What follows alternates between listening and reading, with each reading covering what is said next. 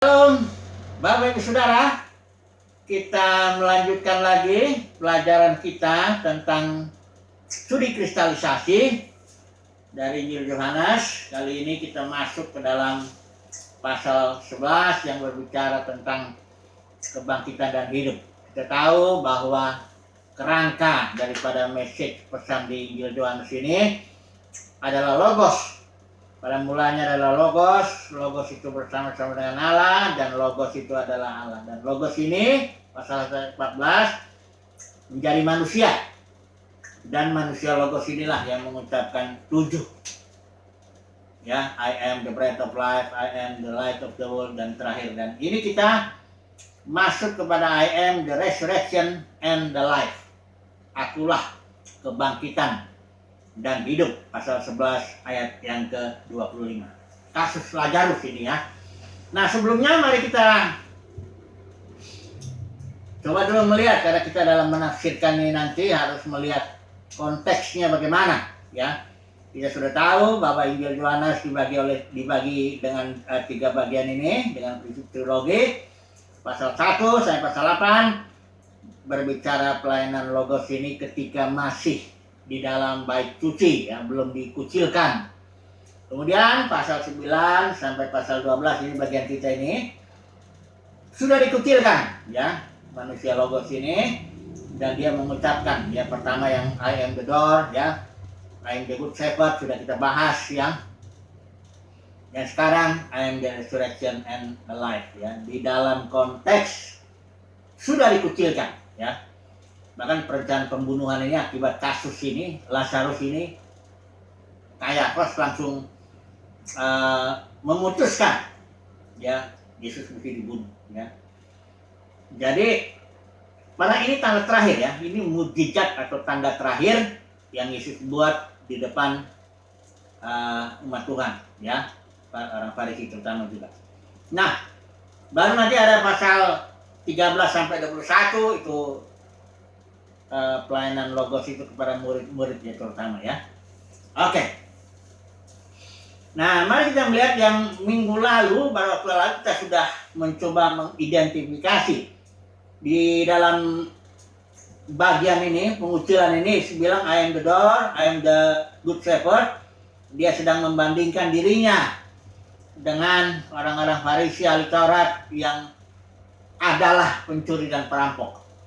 Saudara kalau membayangkannya, mengaplikasikannya dalam dunia kekristenan saat ini, jangan saudara bilang para pemimpin yang belum bertobat gitu ya, belum lahir baru, itulah dia pencuri perampok ya. Bukan begitu ya. Karena Sanhedrin ini ya, imam besar dengan anggotanya 70 itu orang-orang umat pilihan Tuhan. Orang-orang yang memang dalam perjanjian, konteksnya dia sudah orang-orang perjanjian yang diikat oleh ya perjanjian Musa itu ya. Nah, jadi bukan orang-orang yang di luar umat Tuhan. Jadi kalau kita sekarang mau mencoba mengaplikasikannya, siapa ini pencuri dan perampok, ya itu orang-orang yang sudah bertobat, sudah lahir baru, tapi tidak membereskan kedagingannya. Ini nanti kita melihat Yesus mengatakan terakhir, hidup, kebangkitan dan hidup, yang akan menyelesaikan persoalan apa sebenarnya yang menyebabkan orang Yahudi tidak bisa terima ya, tidak bisa terima Tuhan Yesus ya. Nah, ini di sini kita akan masuk ya. Nah, mari kita melihat poin, ini 3 poin ya, dan bahas 3 poin saja. Yang pertama, ini adalah penyakitnya ini apa ini sebenarnya ini. Udah begitu mukjizat luar biasa, kita nggak usah baca ini pasal 11. 4 hari Lazarus sudah di dalam kubur ya, sudah membusuk, bahkan bisa dibilang begitu ya, udah bau. Yesus melakukan mukjizat ya. Ketika mukjizat Yesus bangkit itu, ada orang kasih tahu sama orang Farisi ahli Taurat, dikasih tahu ya, tapi reaksi mereka lucu, malah mereka berkumpul nih. Bagaimana nih imam besarnya di ayat 51 bilang, lebih baguslah kamu ini, katanya lebih bagus 1 orang mati untuk bangsa kita daripada seluruh bangsa kita ini binasa. Kok lucu ya kalau dipikir-pikir kesimpulannya, yang lihat mukjizat yang luar biasa, bukannya terima Yesus, malah melakukan seperti ini, ya. Mereka mengaku mereka murid Musa, jadi nggak mau terima Yesus. Kami nggak tahu itu, karena dia melanggar Sabat mereka dan menganggap dirinya sebagai Allah. Nah, jadi ketika ini poin pertama kita membahas kenapa ini orang Farisi ahli Taurat nggak bisa percaya kepada Tuhan Yesus. Nah, mari kita melihat evaluasinya dulu ya. Ini karena poin pertama kita melihat penyakitnya ini apa sebenarnya yang terdalam ini. Mari kita lihat Efesus. Yohanes 12 ayat 43 ya ini ya. Dikatakan di sini ayat 12-nya, namun banyak juga di antara pemimpin yang percaya kepadanya, percaya kepada Yesus. Tetapi oleh karena orang-orang Farisi, mereka tidak mengakuinya berterus terang, supaya mereka jangan dikucilkan. Nah, ini penyakitnya ini. Tidak mau dikucilkan. Sebab ayat 43, mereka lebih suka akan kehormatan manusia daripada kehormatan Allah. Ini penyakit. Menyukai untuk dihormati di depan manusia ya, dihargai, dipuji barangkali ya, disanjung apa semuanya. Banyak pengkhotbah terpaksa firman-nya disesuaikan dengan selera orang banyak. Supaya apa? Tujuannya ini hormat manusia ini. Ini penyakit bawaan ini. Sudah tahu ketika Adam dan Hawa itu jatuh dalam dosa, hilang kemuliaan Allah, dia cari kemuliaan manusia dengan yang disimbolkan waktu itu pohon-pohon itu menutupi ketelanjangan, rasa malu ya, karena akibat hilang kemuliaan ini rasa malu. Tapi harusnya rasa malu ini ditutupi oleh kemuliaan Allah, kemuliaan Elohim. Ya, karena ada waktu telanjang tuh selama ada kemuliaan Elohim dia nggak malu. Ya, Alkitab katakan ketika mereka jatuh dalam dosa mereka langsung rasa malu. Akibat itu mereka menutupi rasa malunya dengan daun-daun itu berbicara manusiawi itu. Dan Tuhan gantikan dengan kematiannya, binatang itu simbolnya, dan tutup gitu. Artinya gini, penyakit manusia paling dasar itu adalah rasa malu yang diakibatkan hilangnya atau berkurangnya lah kemuliaan Tuhan itu. Tapi penyakit kedua itu mencoba menutupi rasa malunya dengan kemuliaan manusia. Ya ini ingin dihormati, barangkali jadi mengejar kekayaan, mengejar jabatan, dalam dunia kekristenan jadi macam-macam lah untuk supaya dihargai. Ngasih firman juga, firman yang enak-enak di telinga, menyenangkan telinga orang. Padahal Paulus sudah bilang, jika aku mencoba berkenan kepada manusia, aku bukanlah hamba Tuhan. Tapi tetap ini pengkhotbah ini atau manusia ini ya, karena penyakitnya di dalam itu cinta akan kehormatan manusia. Lebih daripada kehormatan Allah. Ya memang nggak enak dihina orang, ditolak, dikucilkan kayak Yesus ini. Tapi ingat, kita sedang mengikuti orang yang dikucilkan oleh dunia keagamaan pada zamannya. Seorang murid kata Tuhan ini nggak lebih dari gurunya. Mereka menghina aku. Kau juga akan dihina oleh dunia keagamaan di zamanmu. Kalau kita menyampaikan firman Tuhan, tidak menyenangkan telinga orang banyak. Dan orang banyak ini ya sudah tahu lah, inginnya yang enak-enak aja lah ya. Berita-berita tentang salib, mengikut Tuhan ya, pikul menyangkal diri. Yang nggak enak-enak nggak bisa lah ya. Ya, tapi kalau kata-kata motivasi gitu, makanya jadi banyak pengkhotbah jadi motivator. Ya. Nggak lagi menyampaikan firman Tuhan, tapi udah malah menyenangkan telinga. Lalu itu laku. Dan kalau udah laku menghasilkan kehormatan manusia. Ya selain uang, jabatan, ya kehormatan. Inilah dia dunia kekristenan saat ini. Kayak begitulah ya. Mirip, bukan mirip, memang sama lah. Karena kita bilang nggak ada sesuatu yang baru di dunia ini. Ya itu aja kok. Ya. Dunia keagamaan zaman Yesus cinta kehormatan manusia. Iya dunia kekristenan saat ini begitu juga. Cinta kehormatan manusia. Ini penyakit. Nanti kesembuhannya ini nanti Yesus bilang I am the resurrection and the life. Ini sembuhnya nanti bagaimana? Mari kita lihat. Oke lah, kita masuk dulu poin yang kedua sekarang. Yesus bilang gini kepada ayat 25. Jawab Yesus, akulah kebangkitan dan hidup. Barang siapa percaya kepadaku, ia akan hidup walaupun ia sudah mati. Nah, jadi mari kita melihat dulu ini. Istilah hidup ya, saya berulang-ulang kali nih mengatakan. Yesus kalau dibilang hidup ini maksudnya istilah Yunani hidup itu ada 3. Kalau istilah bahasa Inggris life atau itu hanya ya itu, kalau Indonesia juga hayat atau hidup yang nggak terlalu jelas itu maksudnya apa. Kalau Yunani ini kelihatan dia. Kalau dipakai istilah bios, ini kehidupan waktu orang perempuan janda itu memberikan seluruh kehidupannya, dia pakai istilah bios. Atau kalau dari sini istilahnya biologi, kehidupan yang apa tumbuh-tumbuhan rendah lah ya. Baru istilah kedua bahasa Yunani ini suke. Dari sini psikologi itu hidup jiwani, hidup manusiawi ya. Ketika orang lahir dari bapak ibunya dia dapat ini, dapat suke. Nah, ketika orang lahir dari Allah, dia dapat joy, istilah Yunani. Joy itu adalah jenis hidup yang sekarang ini dijalani oleh Elohim.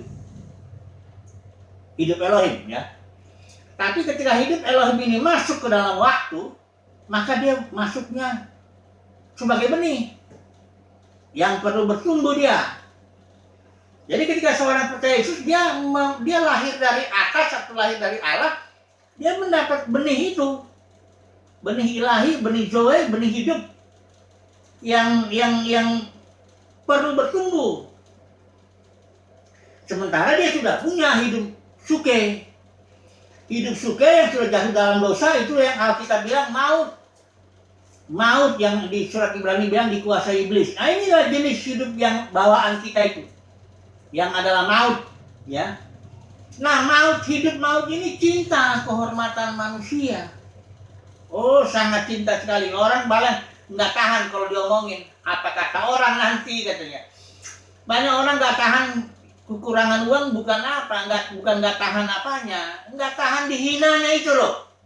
Karena dunia ini termasuk dunia kekristenan akan hanya menghargai orang kaya. Udah pasti.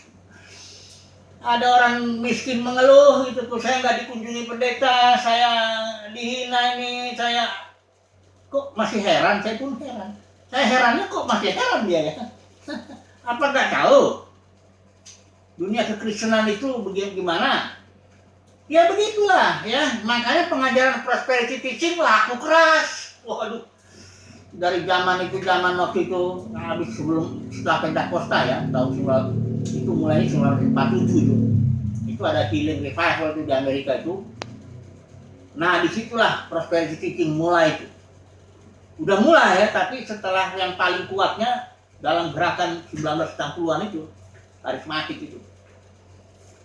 Jadi cinta, life itu, hidup itu nanti akan, karena hidup joy ini jelas dia cinta akan kehormatan Tuhan. Namanya jenis hidup Tuhan. Jadi dalam diri kita ini ada 2 jenis hidup. Yang satu akan menelan yang lain kalau kondisi kita siaplah untuk bertumbuh ya dalam Tuhan, kira-kira begitu. Yang menyangkal diri, nyangkal yang lama ini. Pikul salib itu buat yang lama ini loh, kedagingan itu loh, ya. Darah Yesus buat menghapuskan segala dosa. Jadi jangan salib ini disingkirkan, yang kurang diberitakan. Nanti daging itu makin merajalela, ya. Kedagingan itu dikipas. Akhirnya prosperity teaching itu tadi, cinta kehormatan manusia. Wah, udah semua nih kacau. Itulah dunia kekristenan itu. Sudah ada pemimpin ini memiliki joy, karena yang dibilang Alkitab itu kalau orang di luar gereja nggak lahir baru, lah itu nggak bisa buat apa-apa dengan gereja, nggak bisa merusak gereja. Yang bisa merusak gereja itu orang yang di dalam itu, yang punya joy itu. Tapi dagingnya, cintanya akan hormat manusia itu, wah bertumbuh sekali. Makanya pengajarannya pun kelihatan kok.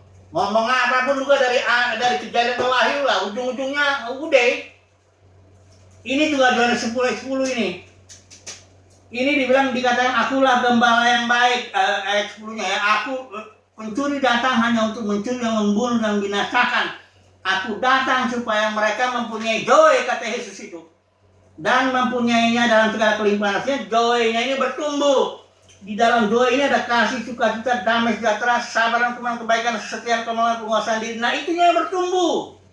Karakter Kristus bertumbuh. Nah, tapi kalau orang yang dasar dagingnya itu nggak disalib, dia bilang begini, oh ini hidup berkelimpahan, berarti kita kelimpahan harta benda, kelimpahan jabatan, kelimpahan, itulah dunia kekristenan itu. Makanya kenapa dunia kekristenan menghina orang yang susah, banyak masalah, banyak penyakit.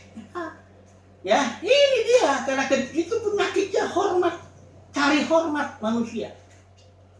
Oh, saudara dan saya ingin bertumbuh dalam Tuhan, dari yang lain kita harus menyalipkan kedagingan kita ini. Ya memang secara istilahnya de facto ya, de jure. Kalau secara de jure ya sudah disalibkan, karena kita bilang manusia lama kita telah turut disalibkan. 2000 tahun yang lalu manusia lama kita sudah disalibkan secara de jure, secara hukum. Tapi secara de facto itu pikul salib tiap hari. Pikul salib, sangkal diri, ya. Ingin ke diri kita itu memang ingin dihormati. Kalau perlu orang menyembah kita gitu. Muji kita, ya. Pendeknya sangat-sangat ingin dihormati lah, ya. Nah ini Yesus bilang, I am the resurrection and the life, ya. Nah, oke, sekarang hidup. Sekarang kebangkitan ini, ya. Kebangkitan itu ada di dalam hidup itu, makanya istilahnya sebenarnya akulah hidup kebangkitan. Karena hidup ini nanti akan terus bertumbuh. Ketika terjadi istilahnya metamorfosa, perubahan bentuk. Kayak kupu-kupu, ulat jadi kupu-kupu, itu metamorfosa namanya, perubahan bentuk. Nah ini juga begitu, kita dalam diri kita ada hidup doa, bertumbuh, kita ini masih ulat gitu loh, belum dimanifestasikan. Kalau udah tampil, nah ini nanti poin ketiga saya bilang, kita menjadi putra-putranya Elohim. Sekarang ini dalam proses kita ini masih, katakanlah kita masih ulat, tapi sedang dalam proses ini nanti tampil, berubah bentuk kita ini. Kita akan menjadi sama dengan Tuhan Yesus. Walaupun kita saat ini belum tahu keadaannya bagaimana, pokoknya kita akan sama sebagaimana dia adanya. Wah ini luar biasa, Bu. Tubuh kita pun diganti. Ini tubuh dosa kalau istilah surat Roma itu. Jadi diganti dulu dengan tubuh kemuliaan Yesus. Tubuh kebangkitan, ya. Ini karena dia hidup dan kebangkitan. Tapi sekali lagi, ini semuanya proses. Ada bagian saudara dan saya dalam hal ini belajar memilih kehendak Tuhan dan menerima akibatnya, ya. Itulah salib. Salib itu kayak Yesus zaman Getsemani, memilih kehendak Bapa, kena akibatnya. Kita pun begini dalam hidup sehari-hari, belajar memilih kehendak Bapa, terkena kita akibatnya. Cobalah saudara, kalau saudara beritakan firman Tuhan yang seperti tertulis di Alkitab, engkau nggak akan disenangi, nggak akan jadi pengkhotbah populer, ya. Sebab orang banyak nggak suka berita-berita salib, berita-berita penyangkalan diri, berita-berita yang gimana, nggak suka. Nah kalau orang mau ikut Tuhan menyangkal diri, ya siap-siaplah dikucilkan oleh dunia kekristenan, siap-siaplah dianggap sesat barangkali, macam-macam lo dibilang, nggak apa-apa. Tapi kalau kita mau sungguh terus, ya, dalam proses Tuhan, pada waktunya kita tampil nanti sebagai putra-putra Elohim. Inilah poin ketiga ini yang dibilang dalam Roma 8 tuh, seluruh makhluk sebenarnya menantikan saat putra-putra Elohim itu tampil. Begitu dia tampil, disitulah kita akan memerintah sebagai raja dan imam-imam di bumi ini, memerintah berjaman-jaman sampai pemulihan segala sesuatu, Bapa menjadi semua dalam semua. Ini, tapi semuanya proses. Saya mau bicara dulu bahwa tidak ada yang mendadak di dunia ini, tidak ada yang mendadak, ya. Semuanya proses, ya. Baik akan berhasil maupun akan gagal, ya. Kayak Daud jatuh itu dengan Batseba, wah itu proses itu. Sebelum-sebelumnya emang dia nggak pernah tanya tentang Tuhan, tanya Tuhan kalau soal-soal perempuan begitu. Dia kalau soal perang, ya Muji Tuhan ya, dengan kalau soal-soal yang begitu dia tanya Tuhan. Tapi kalau yang perempuan nggak pernah. Udah gitu, yang kedua waktu zaman perang dia sudah jadi raja, nah, dia nyuruh Yoab pergi sana. Dia tenang-tenang di rumah, di istananya, jalan-jalan di atas soto, ya udah dia lihat di situ perempuan mandi, jatuh. Tapi orang pikir mendadak, enggak, sudah memang dia dari awal hidupnya memang sudah begitu, tidak pernah mau tanya Tuhan soal itu. Demikian juga Yudas, enggak mendadak dia jual Yesus itu. Udah selama 3,5 tahun dan dia megang bendahara, udah curi-curi duit. Jadi udah Yudas itu sudah proses itu. Kita pikir dia mendadak kerasukan iblis, kan di sini bilang mendadak kerasukan iblis dia terus saya jadi jual Yesus gantung diri. Enggak gitu, enggak ada yang mendadak. Udah proses. Ini juga ada dengan datanya COVID ya. Ada orang-orang, saya baca itu kesaksian, mendadak dia tiba-tiba menyebut Mazmur 91. Yang 1.000 orang rebah ya, 1.000 orang rebah, dia enggak rebah gitu. Banyak loh yang mati ya waktu dia menyebut-nyebut Mazmur 91. Kenapa? Ya sebelumnya enggak nyebut-nyebut firman Tuhan kok. Doa baca kita pun enggak jelas kok, tiba-tiba setelah COVID nyebut-nyebut Mazmur 91. Mati dia. Nggak bisa, nggak ada yang mendadak. Semuanya proses. Begitu juga metamorfose ini ya, hidup kebangkitan menelan hayat maut ini. Itu pun proses terus setiap hari. Makanya pikul salibnya setiap hari. Sampai nanti kita dimanifestasikan. Inilah kedatangan Tuhan di dalam dan melalui putra-putra. Ada banyak orang nanti yang kedatangan Tuhan mendadak Tuhan datang atau mendadak dia diangkat. Jadi jangan mau deh ya ditipu-tipu lah. Nggak ada itu diangkat-angkat ke sana. Mendadak Tuhan datang selama hidup ini. Nggak jelas baca kitab doanya, nggak jelas apanya semuanya. Tapi tiba-tiba ingin diangkat.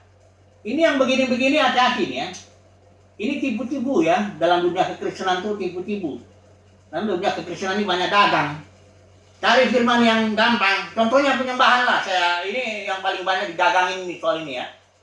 Di Alkitab ini istilah penyembahan itu pertama kali muncul ketika Abraham mempersembahkan Ishak. Dia ngomong gini sama bujangnya, kalian tunggu sini ya, saya mau sembahyang, worship. Itu istilah pertama kali muncul di situ. Tidak pakai istilah dalam menafsir itu first mention principle, prinsip pemunculan pertama kali. Karena nanti pengertian penyembahan harus dibangun di atas dasar ini. Ketika Abraham menyembah, dia nggak angkat tangan dan nyanyi. Ketika dia menyembah Tuhan, dia mempersembahkan Ishak. Jadi pengertian penyembahan itu yang paling dasar adalah mempersembahkan Ishak kita. Tapi sekarang coba lihat ajaran-ajaran dalam dunia kekristenan. Penyembahan itu apa? Nyanyi, angkat tangan gini loh, nyembah-nyembah gitu, nyanyi gitu, loncat-loncat. Kan enak itu dijual. Karena gampang orang, karena namanya apalagi kalau pemusik. Ada pengkhotbah pemusik. Ya udah, dia bilang di sorga katanya nyanyi terus-terus. Nggak ada yang kasih komen sama saya. Kasihan yang suaranya false. Dia nggak tahu musik gitu. Kasihan dia. Selama namanya di surganya suruh nyanyi. Aduh.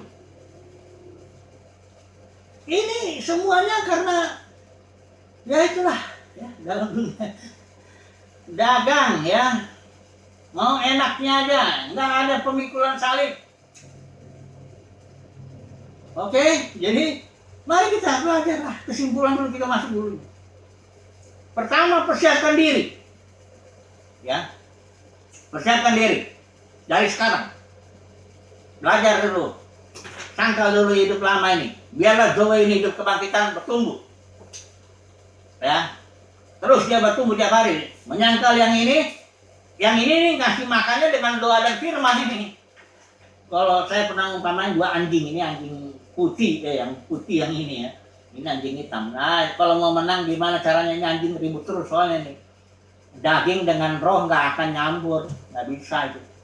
Ya kasih makan aja yang satu anjing itu, nanti dia bertumbuh, menang dia bertarung dengan yang satunya lagi. Jadi banyak-banyaklah menyangkal diri ini, jangan kasih makan daging ini. Mau dikipas-kipas kasih makan, dikasih ajaran profesi teaching, dengar khotbah yang motivator yang enggak. Ya dengar diangkat-angkat sana, nanti kita macam-macam cerita itu.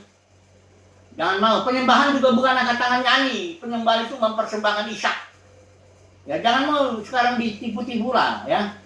Sekarang ini kita mau Tuhan sungguh-sungguh lah ya. Jadi ada yang cerita ya. Ini sekali lagi saya ulangi ya, mengenai mendadak ini ya. Coba terus sebelum kesimpulan itu mundur sedikit. Mendadak ini ya, dari COVID kan, setelah COVID-19 ini ada orang yang pelayanannya mendadak hancur ya. Gereja bangkrut katanya. Enggak mendadak itu. Memang sebelumnya, entah puluhan tahun sebelumnya, ajarannya pun sudah nggak betul. Sistemnya juga bukan sistemnya kerajaan sorga. Dagang semua, Nikolaus, Bileam, ya setelah COVID hancur lah. Ya kan? Ada yang setelah COVID malah bangkit dia. Udah disiapkan puluhan tahun sebelumnya. Di dunia ini tidak ada, yang ada itu tahu bulat, digoreng dadakan. Yang mendadak, itu sering lewat sini kadang-kadang. Yang lainnya nggak ada yang dadakan. Ya. Jadi kesimpulannya persiapkan diri dari sekarang. Sungguh-sungguhlah. Ya. Nggak ada lagi waktu ini. Nanti makin hari makin banyak tantangan ini. Setelah COVID-19 ini saya nggak tahu. Ada apa lagi nih. Ya, yang jelas hidup Alkitab bilang zaman akhir akan makin zaman kesusahan. Makin banyak ya, tantangan. Orang yang nggak mempersiapkan diri rontok. Ya. Tapi itu proses. Sekali lagi ya. Siapkan dari sekarang. Lakukan bagian kita. Sangkal diri, ikut Tuhan. Maka logos ini ya, I am the resurrection and the life, ini jadi pengalaman kita. Nggak ada gunanya juga bicara-bicara logos ribut-ribut tritunggal, nggak ada itu. Kita saat ini mau mengalami bagaimana hidup kita ini diperbaharui oleh logos, oleh I am the resurrection and the life. Puji Tuhan. Semoga share singkat ini boleh jadi berkat buat kita semua. Haleluya. Amin.